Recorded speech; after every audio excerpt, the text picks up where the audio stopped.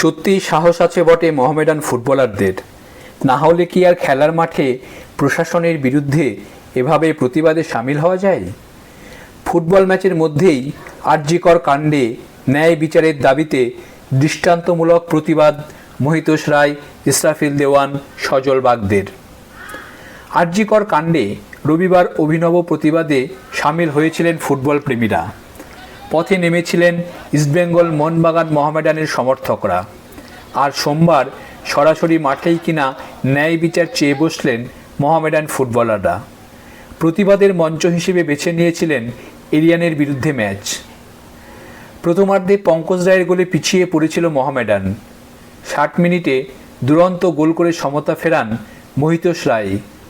সমতা ফেরানোর পরেই জাস্টিস ফর আরজিকর লেখা জার্সি তুলে ধরেন মহিতোষ রায়, ইসরাফিল দেওয়ানরা।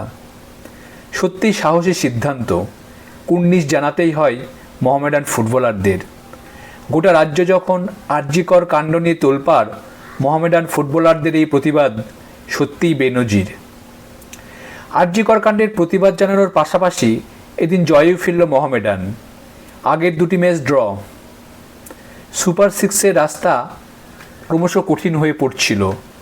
আশা বাঁচিয়ে রাখতে গেলে এরিয়ানের বিরুদ্ধে জেতাটা জরুরি ছিল। গুরুত্বপূর্ণ ম্যাচে পিছিয়ে পড়েও দুর্দান্ত প্রত্যাবর্তন সাদাকালো ব্রিগেডের।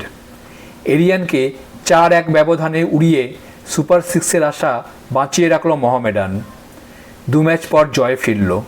দুরন্ত হ্যাট্রিক তরুণ স্ট্রাইকার ইসরাফিল দেওয়ানের, 1টি গোল মহিতোষ রায়ের।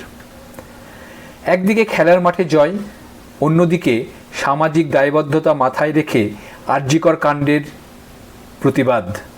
সেলাম মোহামেডান ফুটবলারদের। সত্যিই কুর্নিশ জানাতেই হয় সাদা কালো ব্রিগেডকে।